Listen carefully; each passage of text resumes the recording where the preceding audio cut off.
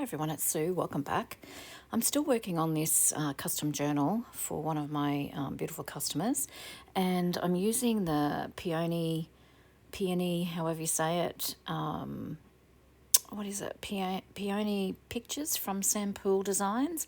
I'll put the link down below. They're absolutely stunning. I just love them. So everything in this journal's pink and greens and pretties.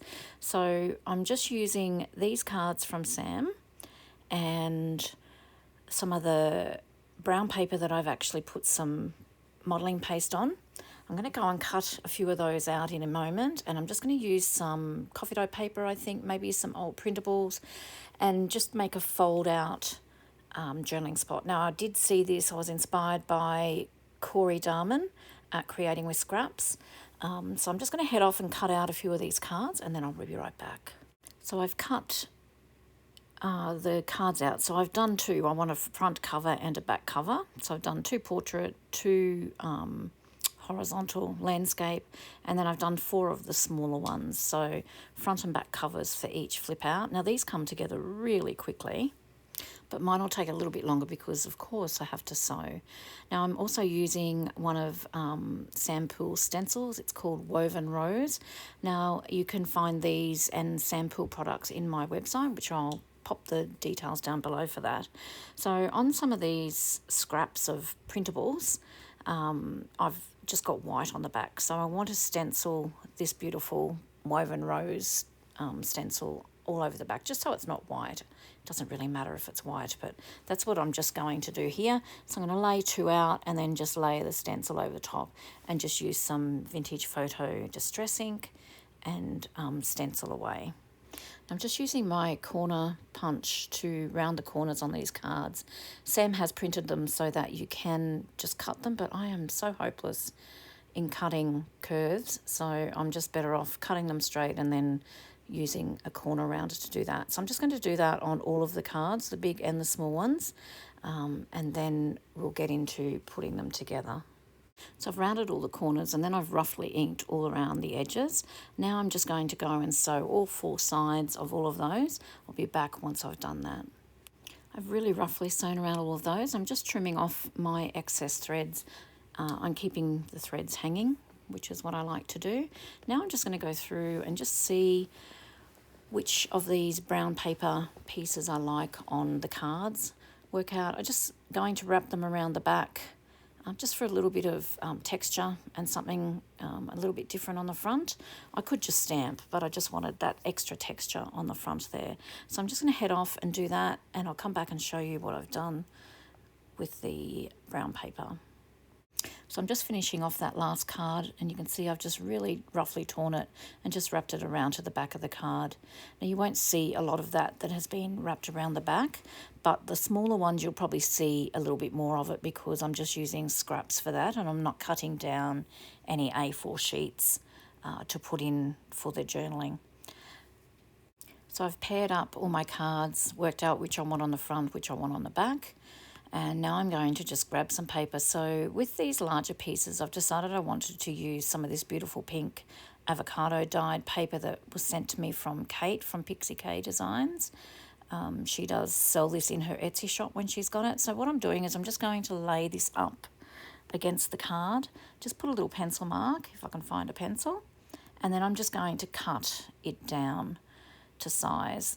Now, you can make these journaling spots because they come out like an accordion type booklet. You can add 2, 3, 4 of the same width papers on them and fold them so that you have more journaling space. So I've done that a couple of times just to show you the difference, and I'll show you as we go along. For this first one, I'm just going to cut one length that I've done with the pencil mark. So I'm doing that. I will end up rounding the ends, and you can see there I'm just using that scrap. Now it's a little bit short, but it's a scrap, and that's the whole idea of these. I'll be using that on the smaller one. So I'm just going to round the corners, as you can see here, just so it's sort of in keeping with the covers there. It softens it a little bit too, I think. So I'm just going to do that. Now I'm just going to line the paper up with the card, and I'm just going to fold it basically it's just folding it backwards and forwards in an accordion style way, trying to line the tops up as best as I can. And then I'm just creasing it, then I'm folding it back on itself. So you can see here I've only got one length of A4 paper. I am going to fold that end piece, and I'm just holding it up just to see how much journaling space I get. So not much with just one length of A4 paper, but it's enough. It's enough for something different. And I'm just folding that little bit back, and I'll cut that off and I'll use that for stamping or something else. So I'm just finishing that off now. And then what I'm going to do is I will actually glue it to the cover.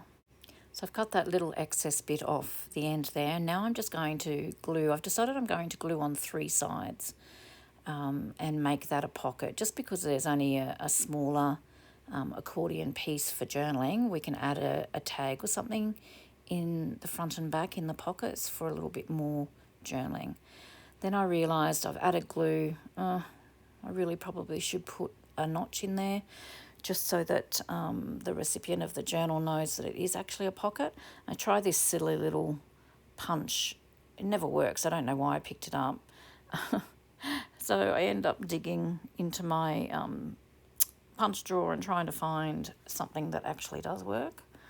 And I'm actually liking this oval punch lately for notches. It just gives it a little bit of a elongated notch in there, and it didn't particularly like that paper, unfortunately, so I'm just trimming that off. Now I just want to get this down before the glue dries, just making sure that I've got it up the right way, and then I'm just placing it on top and then just burnishing with my fingers the glue so that it stays in place. Don't mind my head there, trying to see what I'm doing. And then I'm going to do the same with the other end, and I'm going to, so you can see that that's a pocket, if I can get the card in there.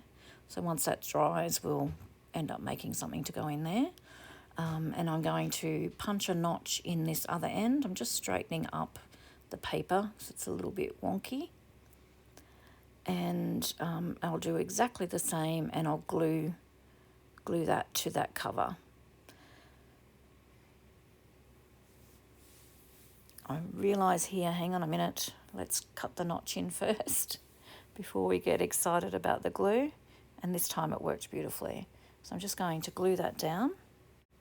So I've got that one all glued down, and then you have just your little fold out journaling spot. So you can see there, really it's only one spot, or well, 2 if you count it, and then 2 on the other side. But we'll, as I said, we've got the pockets. We can put some little cards or tags in there. So just straightening that up a little bit. So I think that one turned out really nicely.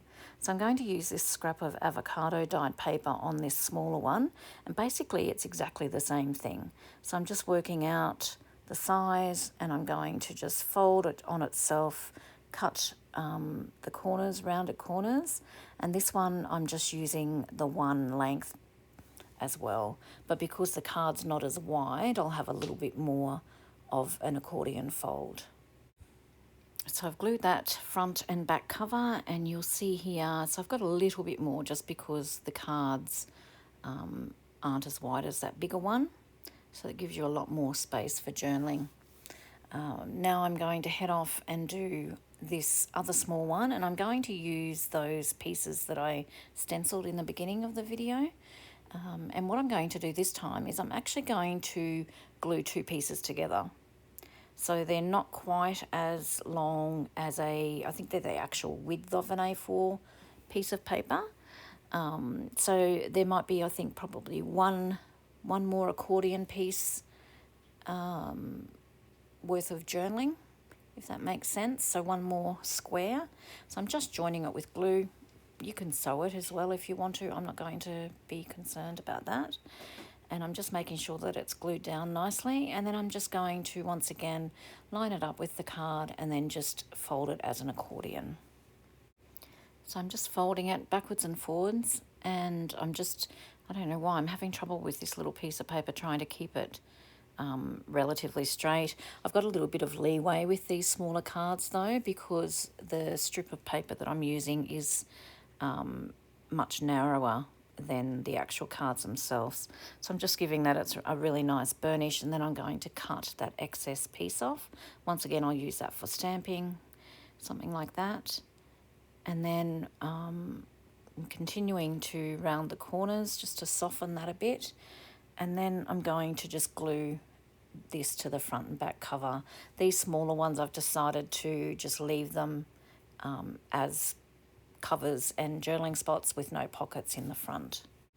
So these landscape covers, front and back covers, I've decided I'm going to use this printable. I'm really sorry, but I'm not sure who it comes from. And I've just printed it with a coffee stain printable on the back as well, just to add a little bit of colour. And I'm just going to, with this one, cut two lengths of the A4 sheet, join them together as I did with the previous one, and then fold them in on themselves and glue them in to the front and back cover. So I'll be back once I've done that. So once again, with this landscape style covers, I've decided to make them pockets front and back as well. Might have to sharpen my punch, I think, by the looks of it. So you can see everything blowing there. My hair is blowing in the screen. I'm so sorry. It's a really stinking hot day here today. So I've got the fan blowing right on top of me. Now I've decided I'm just going to add a little bit of ink to the white part of that card, just so that you can see with the notch there. You can just see some nice vintage style inking. So once again, I'm just going to I'm going to glue the three sides and attach that to the cover. Front and back cover have now been glued down, and with the, you can see the pocket there and a pocket in the back. And you can see there's a little bit more journaling space than the first larger card that we did. So I think they're just beautiful. So thank you very much, Cori, for the idea. Now what I'm going to do is, I just think, just to finish them off, because the cards are so stunning, I don't want to glue them down as tuck spots or anything. So I'm just going to put them into pockets or side tucks or clip them into the journal. So I'm just going to go through, and I've got this really beautiful soft pink satin seam binding, and I'm just going to place that around the cards and just tie some bows just to finish them off. So they're all tied. I just love them. They are so pretty, so, I don't know, elegant, absolutely stunning, printable. Thank you, Sam, for your beautiful designs. So you really don't need to do much to them at all, but I'm just giving you a close-up look at what they all look like. Aren't they sweet? So yeah, I am really happy with the way they turned out. My bows aren't perfect, but so I'm just opening up just to give you a little bit of a look what they look like. So a great way just to have a little bit of hidden journaling. So these two larger ones have the pockets front and back, you can see there. And that piece there, I think I used 2 widths of an A4 sheet. So I hope you like this, guys. Give it a go. They come together really, really easy. I'm going to head off now. Take care. And until next time, I hope you get a little bit of creative time in. See you soon. Bye-bye.